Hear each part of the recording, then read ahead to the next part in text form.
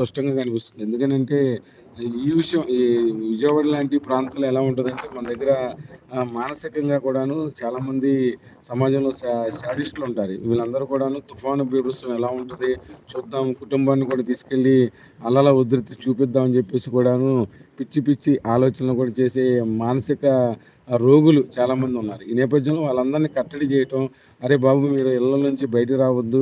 ఇళ్ళల్లోనే ఉండండి. దయచేసి ఇబ్బంది పడతారు. మీతో పాటు మీ పిల్లల ప్రాణాలు, కుటుంబ సభ్యులు కూడా ఇబ్బంది పడతారని" చెప్పి వారికి అవేర్‌నెస్ చేయడం విషయంలో అధికారులు నిజంగా హ్యాట్స్ ఆఫ్ అని చెప్పొచ్చు. విజయవాడలో నాకు తొలిసారిగా ఒక మంచి అనుభవం ఎదురైంది.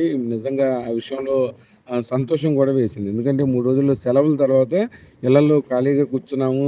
ఇంట్లో కార్లున్నాయని చెప్పి ఆ కార్లు తీసుకొని రోడ్ల మీదకొచ్చి విపరీతమైన వర్షంలో ట్రాఫిక్ జామ్‌లో ఇరుక్కుపోయే పరిస్థితులు కనిపిస్తాయి. కానీ అధికారులు ఈసారి కొత్తగా ఒక ట్రెండ్ అలవాటు చేశారు. అదేంటంటే విజయవాడ నగరంలోని షాపులన్నీ మూసివేయించారు. దీని ద్వారా ఏంటంటే రోడ్ల మీదకి రావటం, విచ్చలవిడిగా కొన్నా కొనకపోయినా సరే ప్రతి షాప్‌లోకి కుటుంబ సభ్యులతో తీసుకెళ్ళటం, ఆ కార్లు రోడ్ల మీద అడ్డంగా పెట్టడం ఇయన్నీ జరుగుతా ఉంటాయి. వాటినన్నిటిని కూడా అధికారులు బ్రేక్ వేశారు. ఆ బ్రేక్ వేయటంలో నిజంగా ఆ ఆలోచన జిల్లా కలెక్టర్‌కి వచ్చిందో, మరి నగర కమిషనర్‌కి వచ్చిందో, పోలీస్ శాఖ